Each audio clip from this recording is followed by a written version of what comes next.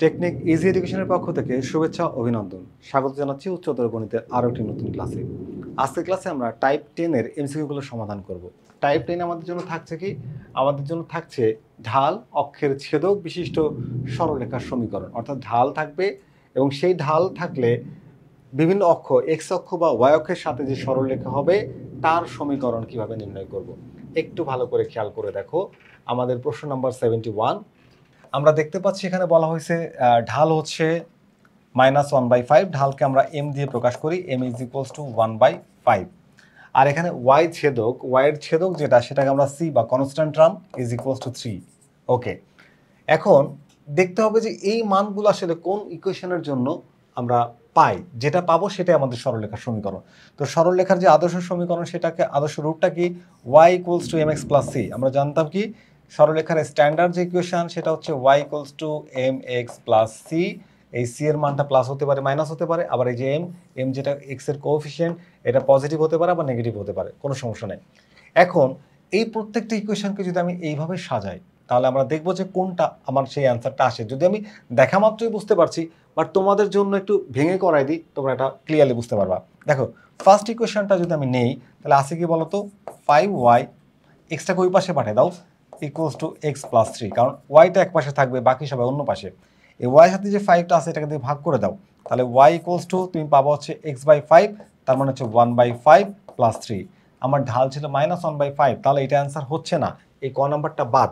খ নাম্বারে আসো, আছে কি 5y, এই এক্সটাকে ওই পাশে পাঠাও, তাহলে এটা হয়ে যাবে প্লাস এক্স, তাহলে এখানে প্লাস হচ্ছে 15। ওকে, তাহলে 5 দ্বারা ডিভাইড করো, তুমি পাচ্ছ 1/5 আর এখানে পাচ্ছ প্লাস 3। তো আমার কিন্তু এক্সের আমার এম এর যে ভ্যালুটা সেটা কিন্তু মাইনাস, তার মানে খ নাম্বারটা আমাদের অ্যান্সার হচ্ছে না, ক খ বাদ গেল। আমরা এক কাজ করতে এবার গ নাম্বারে যাই, যদিও আমাদের অ্যান্সার গ হবে না, ঘ হবে, দেখে বোঝা যাচ্ছে, তারপর একটু করে দেখাই যে 5y plus x equals to 3। তাহলে এখানে আমরা y সমান সমান এক্সটা ওপাশে গেলে মাইনাস হয়ে যাবে, কী হয়েছে বলো তো, মাইনাস হয়ে যাবে, তাহলে মাইনাস হয়ে গেল, তাহলে এই 1/5 এক্স হবে আর এখানে হবে তোমার হচ্ছে প্লাস 3। আচ্ছা, 3/5। তো এখন দেখো এই সহগটা যদিও মিললো ঢালটা, কিন্তু এখানে আমার ওয়াই ছেদক সি কনস্ট্যান্ট টার্মের মানটা কিন্তু মেলেনি। তাহলে এখানে এমটা হচ্ছে আমাদের ঢাল আর এটা হচ্ছে যে হচ্ছে কনস্ট্যান্ট টার্ম বা ওয়াই ছেদক, তাহলে এটাও আমাদের অ্যান্সার হচ্ছে না, এটাও বাদ। আমরা পরের কোশ্চেনটা দেখব।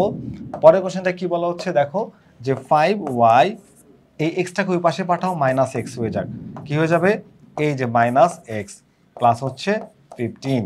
তাহলে এই 5টাকে ওই পাশে পাঠিয়ে ভাগ করে দাও, তাহলে y equals to -x/5 plus হচ্ছে 15/5। হিসাব করে দেখো, এখানে -1/5 ইন্টু এক্স লিখতে পারবা আর এখানে 3 লিখতে পারবা। দেখো এক্স এর যেটা সহগ সেটাই হচ্ছে ঢাল, তাহলে ঢাল আছে কত, 1/5 -1/5, আমরাও পাচ্ছি এখানে -1/5। আর এখানে কনস্ট্যান্ট টার্ম দেখো বা ওয়াইয়ের ছেদক কত পাচ্ছি, আমরা পাচ্ছি 3। তাহলে এখানে কিন্তু আমরা দুইটা মানই সঠিক পাচ্ছি, তার মানে হচ্ছে আমাদের এই প্রশ্নের অ্যান্সার হচ্ছে এই ঘ। পরের প্রশ্নটা যদি আমরা একটা দেখার চেষ্টা করি, আছে কি বলতো, 3x equals to 5y plus হচ্ছে 15। তো আমার নিয়ম হচ্ছে কি, ওয়াইটা এক পাশে থাকবে, স্ট্যান্ডার্ড ইকুয়েশন ছিল y equals to mx plus c, তাহলে ওয়াইটাকে রেখে দাও, এই 5yটা থাক, তাহলে এই 15টা ওপাশে চলে যাবে, তাহলে 5y equals to 3x minus 15।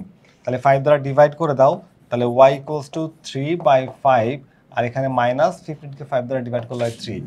তাহলে x এর যেটা কোএফিসিয়েন্ট আমাদের বলছে y এর ছেদক কত, তাহলে y এর ছেদক আসছে কিন্তু -3। দেখো কনস্ট্যান্ট টার্ম আসছে কি, c ইকুয়ালস টু -3, কারণ এই 15কে তুমি যখন এই 5 দিয়ে ভাগ করলা তখন আসবে -3। এই -3 হচ্ছে আমাদের এই কোশ্চেনের সলিউশন। তার মানে এই 72 নম্বর কোশ্চেনের অ্যান্সার কি পেলাম, পেলাম হচ্ছে -3।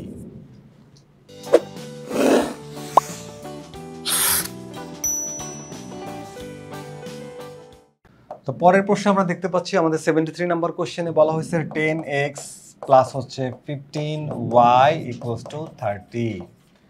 আচ্ছা, এখান থেকে আমাদের বলা হয়েছে সরলরেখাটি y ছেদকের পরিমাণ কত, y ছেদকের পরিমাণ। তাহলে এক কাজ করা যাক, তো এখানে আমরা এই 15y equals to -10x plus হচ্ছে 30, এই 15 দ্বারা ডিভাইড করে দিই, তাহলে y equals to -10/15x plus তোমার 30/15, তাহলে শুধুমাত্র এই অংশের হিসাব লাগবে, আর কিছু লাগবে না। তো বাকি হিসাবের আমাদের দরকার নাই, এটা হিসাব করলে আমরা পাই কত 2। তাহলে y ছেদক কত, y ছেদক হচ্ছে 2, এই 2 হচ্ছে আমাদের এই প্রশ্নের অ্যান্সার। এই যে এই কোশ্চেনের অ্যান্সার হচ্ছে ঘ।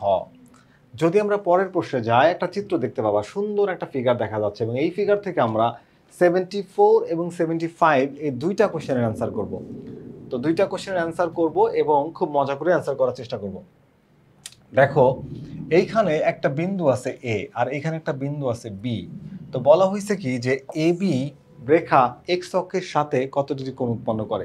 তাহলে এ বি রেখা কত ডিগ্রি কোণ, কোণ বললে আমরা বুঝি হচ্ছে ট্যান থেটা।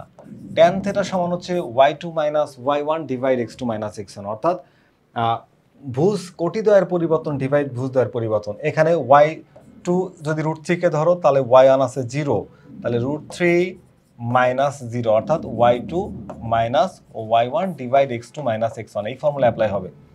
তাহলে এখানে আমরা, আর পরে কি আছে x2 - x1 মানে 3 - 2, তাহলে কি পাচ্ছি বলতো, এই ট্যান থেটা সমান হচ্ছে √3, নিচে কিছুই থাকে না।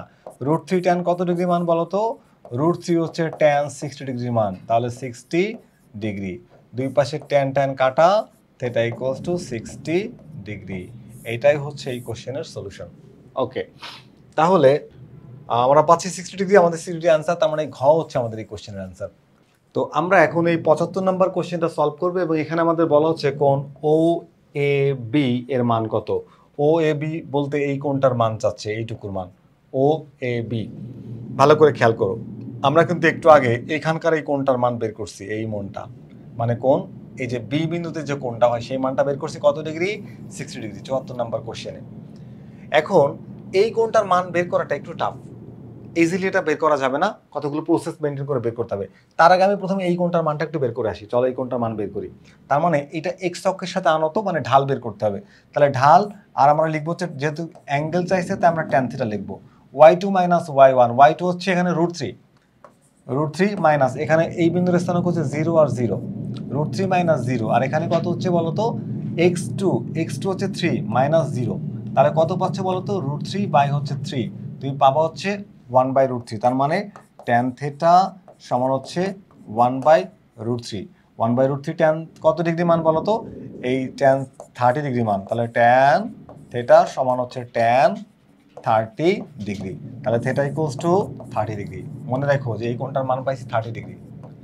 এবার এইখান থেকে একটা লম্ব টানো, লম্ব কল্পনা করো মনে মনে, টানলাম লম্ব। দেখো এখানে তোমার এক্স এর ভ্যালু ছিল হচ্ছে 2, আর এইখানে এক্স এর মান হচ্ছে 3, এই দেখো এক্স এর মান 3, ওয়াই এর মান √3, তাহলে এইখানে হচ্ছে এক্স এর মান, এই বিন্দুতে হচ্ছে এক্স এর মান 3, এই বিন্দুর একটা নাম দিয়ে দিই আর বিন্দু। তাহলে আর বিন্দুতে লম্ব টানছি।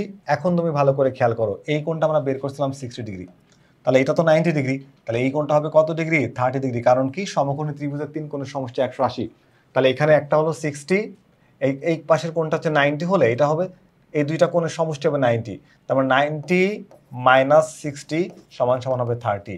এবার দেখো 30 ডিগ্রি পাইলাম।